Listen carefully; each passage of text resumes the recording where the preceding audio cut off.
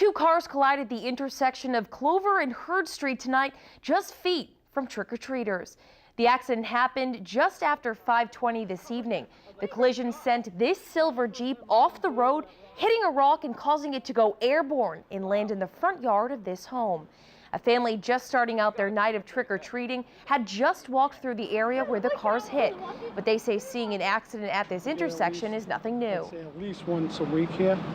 I don't know what it is. The stop signs going this way, but people seem to go right through them. No word on the cause of the accident or injuries. Police were on scene shortly after the crash. Well, switching gears now to Halloween activities here in the city. Our Cam Jandro was out there catching up with trick-or-treaters as they collected candy in Worcester. Happy Halloween, Anna. It's a bit cold outside, but that didn't stop anybody from going out and enjoying festivities tonight. I caught up with a few trick-or-treaters who are out celebrating the scariest night of the year. A bright moon lights the way as trick-or-treaters hit the streets in Wooster Tuesday. A skeleton, witch, and zombie work their way through neighborhoods hunting for candy. For one older trick-or-treater, Halloween never gets old.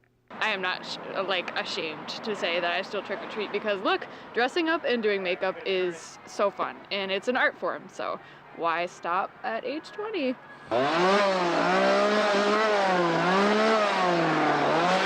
This Halloween lover we caught up with might not trick-or-treat anymore, but still walks the street in costume. He says it's important to be safe, but he just loves the thrill. It's fun to make kids scream, have a good time with my family. You just take your time, make sure no one gets hurt. Temperatures were in the mid to upper 40s during prime trick-or-treat hours, but some of the monsters we caught up with say they didn't mind the cold weather because they had only one thing on their mind. Halloween, I like to get candy. On Halloween, I like to walk around and get the candy too. I can play pretend for as long as I want and get together with friends and get free candy, which is probably one of the best parts. Now, we saw some absolutely fantastic costumes throughout the evening. We even saw all the characters from The Wizard of Oz. It's a shame we have to wait 364 more days until the next Halloween. Anna, I'll send it back to you in the studio. I know you'll be counting down, Cam. Well, switching gears again, Worcester police are searching for a suspect they say robbed a beauty store at Webster Square Plaza. According to police, a man entered Sally's beauty store just before 11 a.m. Monday. When the clerk tried to help a man find an item, he pulled out a hypodermic needle and demanded cash from the register. Police say he took the cash and ran. The clerk was not harmed. The suspect is described as a white man about 5'9", medium build with blue eyes, wearing a dark-colored hooded sweatshirt and dark pants. If you have any information, you're asked to contact Worcester Police. For kids, Halloween is a carefree night of candy and fun, but it also comes with a warning from police and probation officers.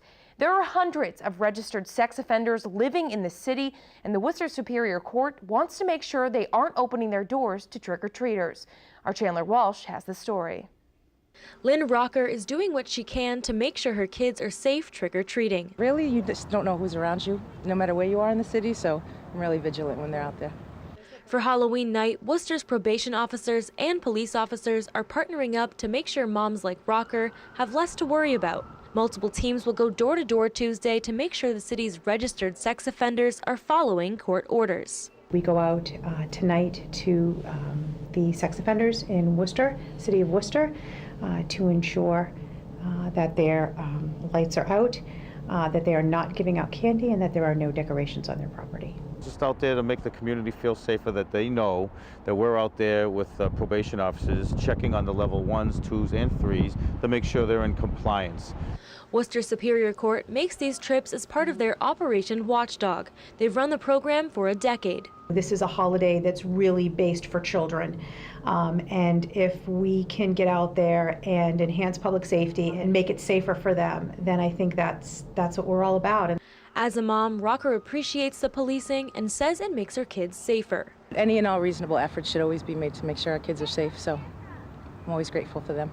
The efforts don't stop once Halloween is over. Probation officers run similar trips year-round and offer advice for safety in any season. Your town know, your police department, there are registered sex offenders that are posted at the police departments to know what's in your area, who's in your area. Chandler Walsh, Worcester News Tonight.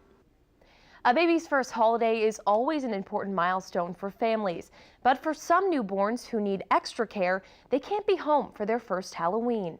It's why babies at the Neonatal Intensive Care Unit at UMass Memorial received a special gift from the March of Dimes Tuesday.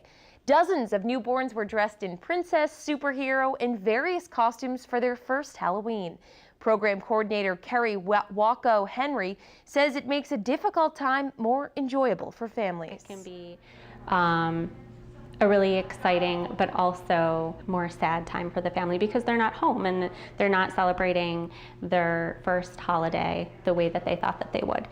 So what we try to do is kind of celebrating the holiday in the NICU in a way that's enjoyable and fun and really honoring and celebrating that big milestone for the family.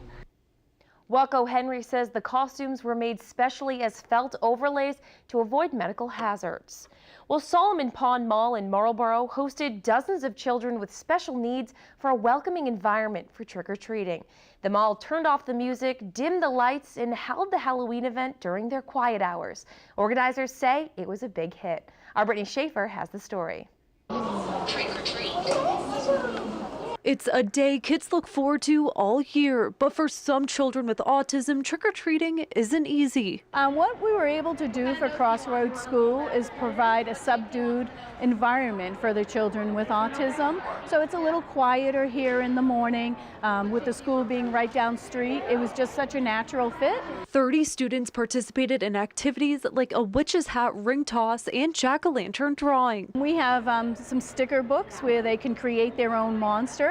Then we have coloring sheets, and we also have make your own mask and spider rings. But the favorite activity of the day was trick-or-treating at different stores around the mall. Thank you. Trick-or-treat.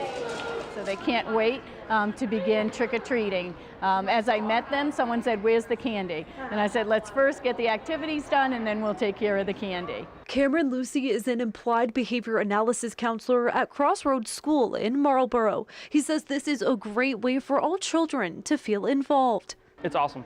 Just want a day out for the kids to have fun and work with our community. And so this is everything we could have imagined. It's an opportunity to experience Halloween and just have fun with all their peers. And so it's an awesome time.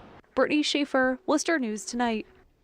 Now to an update on a story we brought to you yesterday. East Brookfield police are now saying the driver of the vehicle which hit and killed a Wooster woman may be unaware of the incident. Using security cameras and witnesses, police say they believe the vehicle is dark-colored GMC Envoy or Terrain. The hit and run happened on Route 9 Sunday night. East Brookfield police say weather conditions may have been a factor. They're asking anyone with information to come forward. Well, a Worcester dentist accused of indecently assaulting female patients no longer faces charges. The indecent assault and battery charges have been dropped against 55-year-old Nikhil Kumar Patel. This after prosecutors filed a motion to dismiss Patel, was accused of assault during dental procedures in 2015 and 2016. But prosecutors say the witness didn't want to go forward. Patel was acquitted on similar charges after 2 jury trials this year. Worcester's municipal election is a week away, and over the next several nights, we'll be catching up with the at-large councillor candidates. Each weeknight leading up to the November 7th, we have a preview asking each candidate what they feel are the most important issues facing the city. Tonight, we begin with newcomer Benjamin Straight. Straight is an assistant city assessor in Wooster who's making his first bid for public office. I feel economic development, especially in the areas surrounding the downtown area, is very important to be addressed. I think we could offer short-term tax incentives in order to spur development in those areas and get a lot more development than we would organically without the tax incentives. I think it's very important to have vacant lots built on and have empty houses renovated, bring up the entire neighborhood. And the stronger those neighborhoods that surround downtown is, the stronger the downtown area will be, and vice versa, of course. So we shouldn't take our foot off the gas in the downtown area either. Also, I think we we can do some things on the tax side of things. As far as the elderly exemption in the city, I think we could raise that limit, or raise that the amount of the elderly exemption for the people who qualify. Currently, if they qualify for the exemption, they could still on average be paying over 10% of their income towards property taxes, which I think is excessive. Straight also says he wants to make sure the entryways to the city are clean and well maintained.